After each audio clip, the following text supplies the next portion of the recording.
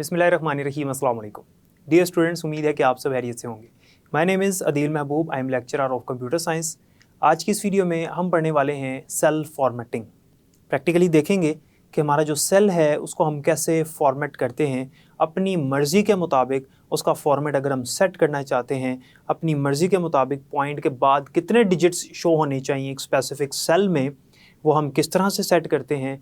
Point से पहले at least कितने डिजिट्स होने चाहिए, वो कैसे हम सेट करते हैं। सेल में मैक्सिमम और मिनिमम कितने डिजिट्स शो होने चाहिए, वो हम कैसे सेट करते हैं। इन तमाम चीज़ों को सेल फॉर्मेटिंग कहते हैं।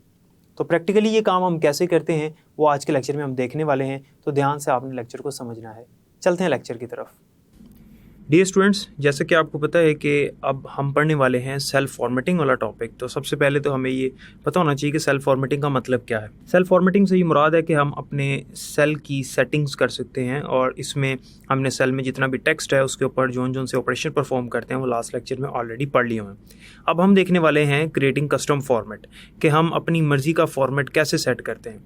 अपनी मर्ज़ी का फॉर्मेट सेट करने से मुराद है कि फॉर एग्जांपल मैं ये चाहता हूँ कि सेल में जो वैल्यू नज़र आए वो मेरी मर्ज़ी के मुताबिक नज़र आए, जो नंबर फॉर्मेट है। फॉर एग्जांपल मैं चाहता हूँ कि यहाँ पर अगर मैं लिखूँ 1 2 3 तो ये नज़र आना चाहिए 1, 2 और 3, इस तरह से डिस्प्ले होना चाहिए। लिखूँ मैं ये, लेकिन ये इस तरह से ऑटोमेटिकली चेंज हो जाए। यानी मैं अपना फॉर्मेट उसको देना चाह रहा हूँ, यानी अपनी सेटिंग करना चाह रहा हूँ कि नंबर इस तरह से नज़र आए। अगर मैं उस तरह से नहीं भी लिखता तो वो ऑटोमेटिकली उसको कन्वर्ट कर दे उस फॉर्मेट में जो फॉर्मेट मैंने सेट किया हुआ है। तो MS एक्सेल हमें ये सहूलत देता है कि हम अपनी मर्ज़ी की फॉर्मेटिंग कर सकते हैं। कुछ फॉर्मेटिंग के ऑप्शंस हमें ऑलरेडी इसके अंदर बिल्ट इन मिलते हैं, लेकिन कुछ ऐसे हैं जो कि हमें खुद रखने पड़ते हैं। यानी अगर हमारी मर्ज़ी वाला उसमें नहीं है जो कि हम रखना चाह रहे हैं तो उसकी फॉर्मेटिंग भी हम कर सकते हैं। उसके लिए कस्टम फॉर्मेट होता है। मैं आपको सबसे पहले बताता हूँ कि जो ओल्डर वर्जन है 2003 का, जो आपकी बुक में मेंशन है MS एक्सेल का, उसमें ये काम कैसे करते हैं, और उसके बाद लेटेस्ट वर्जन जो है जो आप सामने स्क्रीन पर देख रहे हैं इसमें ये काम कैसे करते हैं वो भी आपको दिखा देता हूँ। 2003 वर्जन में आपने सिंपली क्लिक करना होता है फॉर्मेट के मेन्यू पे। जब आप फॉर्मेट के मेन्यू पे क्लिक करेंगे तो आगे ऑप्शन आएगी सेल्स की। आप सेल्स के ऊपर क्लिक करेंगे तो आपके सामने ये एक डायलॉग बॉक्स अपीयर हो जाएगा। अब उसके आगे हमने क्या काम करना होता है वो मैं आपको यहाँ लेटेस्ट वर्जन से दिखाता हूँ, क्योंकि अगला स्टेप जो हमने परफॉर्म करना है वो सेम ऐसे ही है दोनों वर्जन्स में जो मैं करवाने लगा हूँ। लेटेस्ट वर्जन में आपने क्या करना होता है, जिस सेल को आपने फॉर्मेट करना है आप उस सेल को सिलेक्ट कर लो। फॉर एग्जांपल ये वाला सेल है A1, इसका मैं साइज़ थोड़ा सा बढ़ा देता हूँ ताकि आपके लिए मज़ीद विजिबल हो जाए। यहाँ से इसको जूम भी कर देते हैं। आपके पास यहाँ पर होम के टैब में यहाँ आपको एक आइकन नज़र आ रहा है और यहाँ लिखा हुआ फॉर्मेट। आपने फॉर्मेट पे क्लिक करना है, यहाँ पे ऑप्शन आएगी फॉर्मेट सेल्स, आपने इस पे क्लिक कर देना है।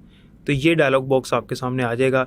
ये वही डायलॉग बॉक्स है जो कि MS एक्सेल 2003 में मैंने आपको दिखाया कि आप फॉर्मेट के मेन्यू पे क्लिक करेंगे, आगे सेल्स की ऑप्शन आएगी, उस पर क्लिक करेंगे तो यही वाला सेम डायलॉग बॉक्स आपको उसमें भी नज़र आएगा और यहाँ पर भी ऐसे ही आ गया।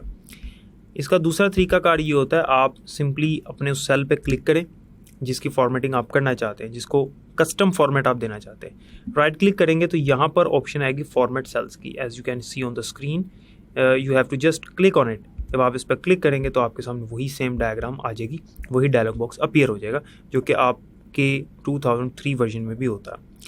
अब इसमें आपने करना क्या होता है, कुछ फॉर्मेट्स जो हैं वो ऑलरेडी इसमें मौजूद हैं। आपने अपने डाटा को देखना है कि आपका जो डाटा है वो किस टाइप का है। जनरल टेक्स्ट है, नंबर है, करेंसी है, अकाउंटिंग, डेट, टाइम एटसेट्रा। तो हम चूंकि बुक में एग्जांपल उसने नंबर फॉर्मेट की दी हुई है तो हम नंबर फॉर्मेट करने वाले हैं। आपने सिंपल नंबर पर क्लिक करना है तो यहाँ पे कुछ बने बनाए फॉर्मेट्स हैं जिसमें वो कह रहा है कि अगर नेगेटिव नंबर होगा तो उसका कलर जो है वो चेंज हो जाएगा, या अगर ब्रैकेट में होगा नंबर तो उसका कलर चेंज हो जाएगा। लेकिन मुझे अपनी मर्जी का फॉर्मेट रखना है तो आप यहाँ पर देखें बिल्कुल लास्ट पे आपको कस्टम लिखा हुआ नज़र आ रहा होगा। आपने सिंपली कस्टम पे क्लिक करना है। जैसे ही आप कस्टम पे क्लिक करेंगे तो आपके सामने यहाँ पर राइट साइड पे देख सकते हैं यहाँ पर कुछ कस्टम फॉर्मेट के आपके पास ऑप्शंस मौजूद हैं। ये करने की बजाय आप यहाँ पर अपनी मर्ज़ी का कस्टम फॉर्मेट भी टाइप कर सकते हैं। इसकी एग्जांपल मैं आपको दे देता हूँ, आपको समझ आ जाएगी। आपने यहाँ पर वो फॉर्मेट लिखना है जैसा आप चाहते हैं यहाँ आपको नंबर डिस्प्ले हो। फॉर एग्ज़ाम्पल हमारे पास एक प्लेस होल्डर होता है 0, यहाँ पर आप देख सकते हैं 0 एक प्लेस होल्डर है। कुछ बने बनाए फॉर्मेट्स यहाँ मौजूद हैं, इनमें सेलेक्ट करने की बजाय मैं आपको खुद से करके दिखाता हूँ क्योंकि हम कस्टमाइजेशन कर रहे हैं ना। तो हमने सिंबल्स को यूज़ करना है और हमें सिंबल्स का मतलब पता होना चाहिए, इनकी वर्किंग पता होनी चाहिए कि कौन सा सिंबल किस मकसद के लिए इस्तेमाल होता है। तो सबसे पहले जो है वो है ज़ीरो।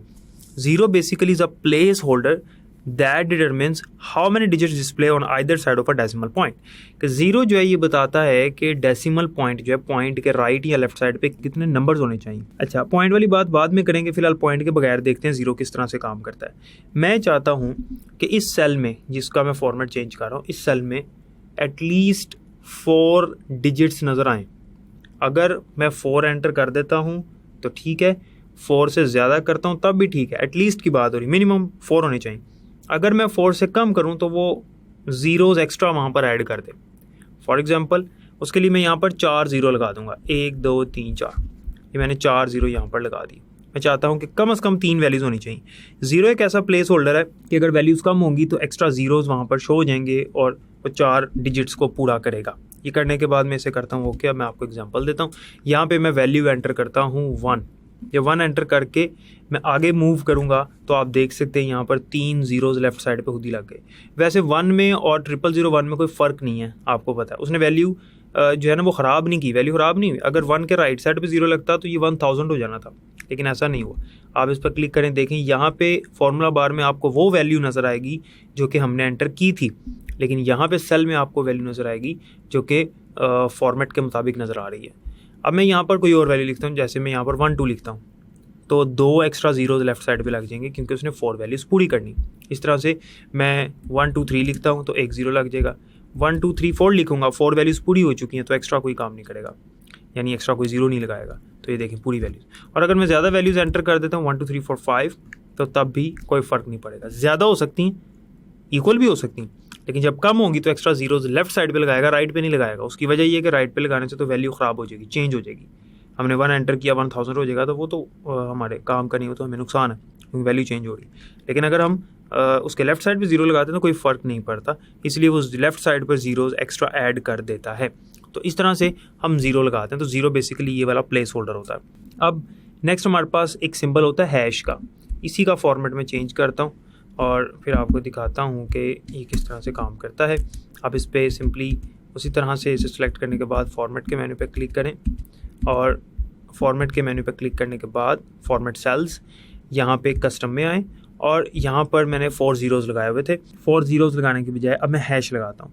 देखिए हैश जो है वो भी एक प्लेस होल्डर है और उसको हम यूज़ करते हैं कोई कॉमा लगाने के लिए अपने डिजिट्स में, ठीक है। Basically it is a place holder similar to the zero character except that insignificant zeros do not appear if the number has less fewer digits than the number of place holder specified. Hash जो है, अगर हमने hash लगाए हों 4 और values हों 2 तो extra hash screen पे डिस्प्ले नहीं होंगे, उस सेल में नज़र नहीं आएंगे। जिस तरह 0 आ रहा था, 0 में क्या था, वैल्यूज़ कम है तो एक्स्ट्रा ज़ीरोज़ नज़र आ रहे थे। हैश में ऐसा नहीं होता। हैश को हम कब इस्तेमाल करते हैं, मैं एग्जांपल आपको देता हूँ। आपने अपने कैलकुलेटर्स में देखा होगा कि अगर हम लिखते हैं 1000 फॉर एग्जांपल 1000 या 10,000 लिखते हैं तो वो ऑटोमेटिकली क्या करता है, 10,000 जब हम लिखते हैं तो वो 10,000 लिखने के बाद हमें वो क्या दिखाता है, हमें कोमा दिखाता है 10 के बाद, इस तरह से। तो ये पीछे फॉर्मेट सेट हुआ है, उसका कस्टम फॉर्मेट सेट हुआ है कि अगर हम कोमा नहीं लगाते तो वो खुद ब खुद लगा देगा। तो मैं यही वाला काम करना चाह रहा हूँ कि इस तरह का हो जाए, कोमा आ जाए। तो आप सिंपली फॉर्मेट सेल्स में जाएं, कस्टम पे क्लिक करें और यहाँ पे फिर आपने हैश यूज़ करना है।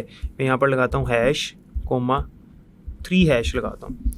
अब इसका मतलब समझिएगा क्या है। 3 हैश का मतलब ये है कि कोमा के बाद 3 वैल्यूज़ होनी चाहिए। जैसे ही 3 से ज़्यादा होंगी एक और कोमा लग जाएगा। यानी अगर वैल्यूज़, ये टोटल कितने हैश हैं, टोटल हैं 4 हैशेस। मतलब अगर 1 वैल्यू एंटर की जाती है, 1 डिजिट एंटर किया जाता है तो कोमा नज़र नहीं आएगा, 2 पे भी नहीं नज़र आएगा, 3 पे भी नहीं नज़र आएगा। जैसे ही 4 वैल्यूज़ होंगी तो एक वैल्यू के बाद यहाँ पे, यानी 3 वैल्यूज़ से पहले कह सकते हैं, यहाँ पर एक कोमा आपको नज़र आ जाएगा। जैसे ही आपकी वैल्यूज़ मज़ीद बढ़ती चली जाएंगी वो 3 वैल्यू से पहले कोमा प्लेस करता चला जाएगा। लेकिन अगर 4 वैल्यूज़ से या 4 डिजिट से कम डिजिट्स हैं, यानी 4 से कम डिजिट्स हैं, तो फिर वो कोई कोमा नहीं दिखाएगा, क्योंकि 4 हैशेस लगाने का मतलब ये है कि हमारे पास कम से कम 4 वैल्यूज़ होंगी तो कोमा डिस्प्ले होगा। मैं आपको करके दिखा देता हूँ। मैं यहाँ पर लिखता हूँ 1 एंटर किया, देखें कोई कॉमा नहीं लगाया। 2 वैल्यूज़ एंटर करता हूँ, कोई फ़र्क नहीं पड़ा। 3 वैल्यूज़ एंटर करता हूँ, कोई फ़र्क नहीं पड़ा। 4 वैल्यूज़ एंटर की, 1 2 3 4, तो 1 के बाद एक कोमा आ जाएगा। क्यों? क्योंकि हमारा फॉर्मेट यहाँ पर एक्टिव हो गया, और फॉर्मेट में क्या था कि hash comma hash hash hash, यानी 3 वैल्यूज़ से पहले और एक वैल्यू के बाद हैश होना चाहिए। तो यहाँ पे आप देख सकते हैं कि कोमा नज़र आ रहा है आपको। मैं वैल्यूज़ बढ़ा देता हूँ, 1 2 3 4 5। अब 3 4 5 से पहले यहाँ पर कोमा डिस्प्ले होगा, क्योंकि फॉर्मेट में ये है कि 3 वैल्यूज़ से पहले कोमा आना चाहिए। ठीक हो गया। अब यहाँ पर आप देख सकते हैं कि कोमा यहाँ पर आ गया। मैं इसको बढ़ा देता हूँ 1 2 3 4 5 6, तो इस सूरत में 4 से पहले कोमा आ जाएगा। ये देख लें, 4 से पहले कोमा आ गया, 3 वैल्यूज़ से पहले। अगर मैं 7 वैल्यूज़ कर देता हूँ 1 2 3 4 5 6 7, अब 3 वैल्यूज़ से पहले यहाँ पे कोमा आएगा, और फिर आगे 4 वैल्यूज़ हैं, तो फिर 4 वैल्यूज़ वाला जो फॉर्मेट है वो फिर एक्टिव होगा, और यहाँ पे फिर एक और कोमा आ जाएगा, कुछ इस तरह से। ठीक है, तो उम्मीद है कि यहाँ तक इस चीज़ की आपको समझ आई होगी। अब जीरो में क्या था कि अगर हम वैल्यूज़ कम करते हैं तो एक्स्ट्रा जीरो लगता था। इसमें अगर वैल्यूज़ कम करते हैं तो एक्स्ट्रा हैश नज़र नहीं आएगा। जैसे मैं 2 वैल्यूज़ कर देता हूँ तो देखें कोई हैश नज़र नहीं आया। हाँ, अगर जीरो होता तो एक्स्ट्रा जीरो नज़र आ जाना था। इसमें वैल्यू ज़्यादा भी हो सकती हैं। ज़ीरो जब हम यूज़ करते हैं उसमें भी वैल्यू ज़्यादा भी हो सकती है। एक और हमारे पास नेक्स्ट जो करैक्टर है जो इस्तेमाल करते हैं स्पेशल सिंबल, वो है क्वेश्चन मार्क। क्वेश्चन मार्क इसलिए होता है वो मैं आपको दिखा देता हूँ। आप सिंपली फॉर्मेट सेल्स में जाएं, कस्टम पे क्लिक करें, और ये हमने सेट किया हुआ है हैश वाला। अच्छा, आपने क्या करना है कि जो क्वेश्चन मार्क है वो हमने इस्तेमाल करना है, और क्वेश्चन मार्क बेसिकली ज़ीरो की तरह ही काम करता है। फ़र्क ये है कि ज़ीरो शो होता है, डिस्प्ले होता है, लेकिन क्वेश्चन मार्क डिस्प्ले नहीं होता। ये पॉइंट के राइट साइड पर हमने कितने डिजिट्स देखने हैं ये उसके लिए होता है।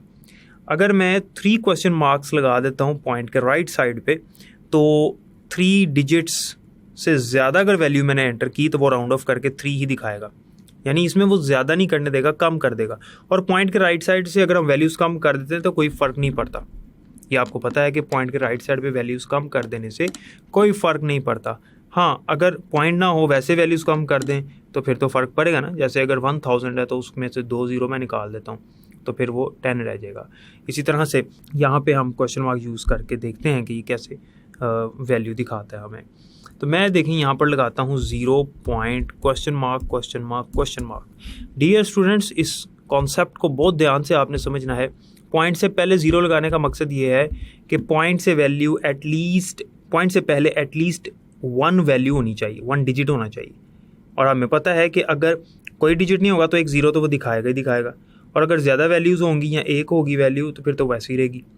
लेकिन पॉइंट के बाद जो है वो 3 डिजिट्स होने चाहिए, मैक्सिमम 3 होने चाहिए। 3 से ज़्यादा होंगे तो वो कम करके राउंड ऑफ कर देगा। 3 से कम होंगे तो कोई फ़र्क नहीं पड़ेगा, वो कम ही दिखाएगा, एक्स्ट्रा ज़ीरोज़ नहीं लगाएगा, क्योंकि क्वेश्चन मार्क है। क्वेश्चन मार्क और ज़ीरो में फ़र्क ये है कि क्वेश्चन मार्क जब हमने लगाया हो तो वो एक्स्ट्रा वहाँ पे शो नहीं होता, अगर वैल्यूज़ कम हो तो ज़ीरो शो हो जाता है। अब मैं आपको करके दिखाता हूँ। तो यहाँ पर मैंने ओके किया, यहाँ मैंने वैल्यू एंटर की 0.1। अब गौर कीजिएगा, मैंने पॉइंट से पहले कोई वैल्यू नहीं लिखी, लेकिन वो बाय डिफ़ॉल्ट एक ज़ीरो लगा देगा, क्योंकि मैंने फॉर्मेट में लिखा हुआ है 0.3 क्वेश्चन मार्क्स। 3 क्वेश्चन मार्क्स का मतलब है मैक्सिमम 3 वैल्यूज़ हो सकती हैं पॉइंट के राइट साइड पे, 3 डिजिट्स हो सकते हैं, ज़्यादा से ज़्यादा। कम होंगे तो कोई फ़र्क नहीं पड़ेगा, तो 1 ही रहेगा, एक्स्ट्रा क्वेश्चन मार्क शो नहीं होंगे। लेकिन लेफ्ट साइड पे, पॉइंट के लेफ्ट साइड पे एक ज़ीरो नज़र आ जाएगा, कुछ इस तरह से 0.1। फिर मैं यहाँ पर लिखता हूँ 0.12 तो 0.12, फिर मैं लिखता हूँ 0.123 0.123। लेकिन जैसे ही मैं वैल्यू ज़्यादा करूँगा देखिएगा 0.1234, तो पॉइंट से पहले एक ज़ीरो तो उसने लगाना ही लगाना है, लेकिन इस 4 को वो ख़त्म कर देगा, क्योंकि राउंड ऑफ तो होता नहीं है, तो 4 ख़त्म करके 123 दिखाएगा, कुछ इस तरह से 0.123, यानी मैक्सिमम 3 डिजिट्स ही दिखाएगा, क्योंकि मैंने 3 क्वेश्चन मार्क्स लगाए हुए हैं। और अगर मैं यहाँ पर कोई वैल्यू लिख देता हूँ पॉइंट से पहले 1.1234, अब क्या होगा कि पॉइंट से पहले एटलीस्ट 1 वैल्यू हमने कहा तो होनी चाहिए, क्योंकि ज़ीरो का मतलब है कम से कम एक वैल्यू होनी चाहिए। एक ज़ीरो लगाया ना, तो क्वेश्चन मार्क का मतलब होता है मैक्सिमम, तो ज़ीरो बेसिकली लगाया जाता है कि कम से कम इतनी वैल्यूज़ होनी चाहिए। ज़्यादा होंगे तो कोई फ़र्क नहीं पड़ेगा, ज़ीरो के केस में ज़्यादा होने से कोई फ़र्क नहीं पड़ता। तो अगर हमने यहाँ पर ज़्यादा वैल्यूज़ भी लिखनी हो, फॉर एग्जाम्पल मैं लिखता हूँ 12.1234, तो 12 एज इट इज़ रहेगा, ज़्यादा होने से कोई फ़र्क नहीं पड़ता। एटलीस्ट 1 होनी चाहिए थी, वो तो है, और यहाँ पर 3 वैल्यूज़ होनी चाहिए थी पॉइंट के बाद, तो 4 को ख़त्म कर देगा। और आप देख सकते हैं कुछ इस तरह से 12.123। और राउंड ऑफ कैसे करता है, मैं यहाँ पर लिखता हूँ 1.1238। अब 8 चूँकि ग्रेटर देन 5 है तो 3 जो है ये राउंड ऑफ होके 4 हो जाएगा और 8 खत्म हो जाएगा कुछ इस तरह से 1.124। तो ये क्वेश्चन मार्क का काम है। आप इसको मज़ीद चेंज करके, मैं एक और एग्जांपल आपको इसकी करवा देता हूँ ताकि मज़ीद इसका कॉन्सेप्ट आपको समझ आ जाए। मैं यहाँ पर लिखता हूँ 0 point question mark 2 question mark लगाता हूँ, यानी पॉइंट के बाद मैक्सिमम 2 ही वैल्यूज़ होनी चाहिए, इससे ज़्यादा नहीं हो सकती, और पॉइंट से पहले कम से कम 1 होनी चाहिए। पॉइंट से पहले वाली भी चेंज कर देते हैं, पॉइंट से पहले कम से कम 2 होनी चाहिए और पॉइंट के बाद जो है वो मैक्सिमम ज़्यादा से ज़्यादा 2 होनी चाहिए। तो मैं अब यहाँ पर करता हूँ 12.12। अब पॉइंट से पहले भी 2 हैं, पॉइंट के बाद भी 2 हैं, तो कोई फ़र्क नहीं पड़ेगा, वैल्यू ऐसी रहेगी। और अगर मैं लिखता हूँ 1.1, तो पॉइंट के बाद उसने कहा था मैक्सिमम 2 होनी चाहिए, तो अगर 1 है तो उससे कोई फ़र्क नहीं पड़ेगा, लेकिन पॉइंट से पहले एटलीस्ट 2 वैल्यूज़ होनी चाहिए। तो ये 1 तो यहाँ पे आएगा ही आएगा, लेकिन एक 0 यहाँ पर शो हो जाएगा, आप देख सकते हैं कुछ इस तरह से, क्योंकि मैंने 2 ज़ीरोज़ लगाए हुए थे। तो 0 प्लेस होल्डर जो है, ऐसा प्लेस होल्डर है, 0 एक ऐसा डिजिट है, ऐसा सिंबल है, ऐसा प्लेस होल्डर है जो कि शो होता है। और अगर मैं यहाँ पर लिख देता 123.123, इसका मतलब है पॉइंट से पहले कम से कम 2 नहीं चाहिए थी, ज़्यादा हो जाए तो कोई फ़र्क नहीं पड़ता, लेकिन पॉइंट के बाद अगर हम 3 वैल्यूज़ कर देंगे तो मैंने तो 2 क्वेश्चन मार्क लगाए थे, 3 खत्म हो जाएगा कुछ इस तरह से 123.12। उम्मीद है कि यहाँ तक समझ आई होगी। इसके बाद हमारे पास एक पॉइंट है पीरियड, जिसे हम कहते हैं पीरियड। ये बताता है कि पॉइंट के राइट साइड पे या लेफ़्ट साइड पे कितने डिजिट्स शो होने चाहिए। ये अभी मैंने आपको जो एग्जांपल दी है एक कुछ ये वाली, इसमें भी आप देखें पॉइंट मैंने लगाया हुआ है, तो ये भी एक इसकी एग्जांपल थी। अच्छा, यहाँ पर एक और मैं आपको एग्जांपल देता हूँ। मैं चाहता हूँ कि पॉइंट से पहले कोई वैल्यू हो या ना हो, मुझे कोई फ़र्क नहीं पड़ता, मैंने सिर्फ पॉइंट के बाद वैल्यूज़ को देखना है कि पॉइंट के बाद एटलीस्ट 3 वैल्यूज़ होनी ही चाहिए। अगर कम हो तो एक्स्ट्रा 0 लगाकर उसको 3 पूरा कर दे, लेकिन पॉइंट से पहले कोई वैल्यू हो या ना हो मुझे कोई फ़र्क नहीं पड़ता। तो पॉइंट से पहले हम हैश लगाएंगे, क्योंकि हैश एक ऐसा प्लेस होल्डर है जो कि शो नहीं होता उस जगह पे। तो मैं यहाँ पर लगाऊंगा हैश .000। तो पॉइंट के बाद 3 वैल्यूज़ लाजमी होनी चाहिए और पॉइंट से पहले 1 होनी चाहिए, 1 से ज़्यादा भी हो सकती हैं, लेकिन अगर कोई नहीं भी है तो कोई फ़र्क नहीं पड़ेगा। ओके किया मैंने, और यहाँ पर मैंने वैल्यू लिखी 1.1। तो पॉइंट के बाद मैंने कहा 3 वैल्यूज़ होनी चाहिए, तो 2 ज़ीरोज़ एक्स्ट्रा प्लेस कर देगा कुछ इस तरह से। तो पॉइंट से पहले उसने 1 लगाया। अगर मैं पॉइंट से पहले कुछ नहीं लिखता, यानी मैं डायरेक्ट लिखता हूँ 0.34, तो 1 0 राइट साइड पे दिखाएगा, क्योंकि पॉइंट के बाद 3 वैल्यूज़ होनी चाहिए थी, लेकिन पॉइंट से पहले कुछ नहीं डिस्प्ले करेगा। उसकी वजह यह है कि मैंने हैश लगाया हुआ है, ये देख लें, पॉइंट से पहले उसने कुछ शो नहीं किया। हाँ, अगर मैंने पॉइंट से पहले 0 1 लगाया होता कि एटलीस्ट 1 वैल्यू होनी चाहिए, तो फिर वो 0 को डिस्प्ले करेगा कुछ इस तरह से। मैं लिखता हूँ 0.34, तो ये देखें पॉइंट से पहले भी एक 0 लगा दिया और पॉइंट के बाद एक एक्स्ट्रा 0 लगाकर उसने 3 डिजिट्स मुकम्मल कर दिए। तो उम्मीद है कि इन सिंबल्स की आपको समझ आ गई होगी। कुछ हमारे पास बने बनाए फॉर्मेट्स होते हैं, जिनमें एक फॉर्मेट होता है हमारे पास करेंसी का। लेट्स सपोज मैं यहाँ पर जो हमारा सेल है E1, इस पर राइट क्लिक करके फॉर्मेट सेल्स में जाकर यहाँ से करेंसी सेलेक्ट करता हूँ। तो करेंसी का मतलब ये है कि पॉइंट के बाद जो है वो 2 डिजिट्स कम से कम ज़रूर नज़र आने चाहिए। अगर हम नहीं एंटर करते तो एक्स्ट्रा लगा देगा, और डॉलर साइन साथ दिखाएगा क्योंकि ये करेंसी है। आप यहाँ पर डेसिमल प्लेसेस चेंज कर सकते हैं, जैसे 2 लिखा हुआ है, 3 कर लें, 4 कर लें, 5 कर लें। तो फिलहाल 2 रहने देते हैं, इसको ओके करते हैं। यहाँ पे मैं वैल्यू लिखता हूँ 12, तो $12 दिखाएगा और पॉइंट के बाद 2 डिजिट्स दिखाएगा और वो दोनों ज़ीरोज़ होंगे। तो 12 में और 12.00 में कोई फ़र्क नहीं है, क्योंकि पॉइंट के राइट साइड पर जितने भी 0 हम लगाएं उससे कोई फ़र्क नहीं पड़ता। इसी तरह से अगर आप इसका फॉर्मेट चेंज करते हैं, डेट फॉर्मेट कर लेते हैं, डेट भी एक फॉर्मेट है, और मैं ये इसका फॉर्मेट रख लेता हूँ ये वाला, कि पहले ईयर होगा, उसके बाद मंथ होगा और उसके बाद फिर डे होगा। ये मैं ओके कर देता हूँ यहाँ से। अब मैं यहाँ पर वैल्यू लिखता हूँ 21 जून 2022।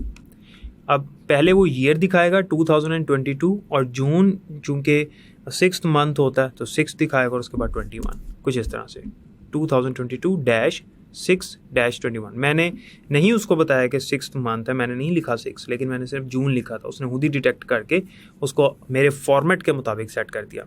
उम्मीद है कि आपको यहाँ तक समझ आ गई होगी कस्टम फॉर्मेट की। तो 0 हैश क्वेश्चन मार्क और पीरियड, ये हम कस्टम फॉर्मेट में सिंबल्स इस्तेमाल करते हैं, और आपने ये फॉर्मेट्स कैलकुलेटर्स पर भी देखे होंगे कि वो ऑटोमेटिकली कोमास प्लेस कर देता है।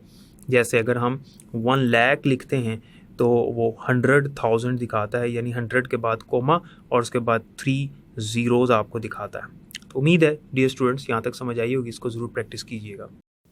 तो डियर स्टूडेंट्स, जैसा कि आपने देखा कि हम अपने सेल को कैसे फॉर्मेट करते हैं, उसका फॉर्मेट कैसे सेट करते हैं, किस तरह से वैल्यू उसमें शो होनी चाहिए, हम अपनी मर्ज़ी के मुताबिक उसका फॉर्मेट सेट कर सकते हैं।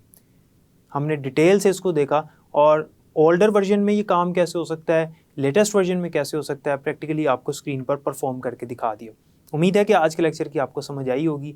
बाकी इंशाल्लाह नेक्स्ट लेक्चर में पढ़ेंगे। अपना बहुत ख्याल रखिएगा। अल्लाह हाफिज़।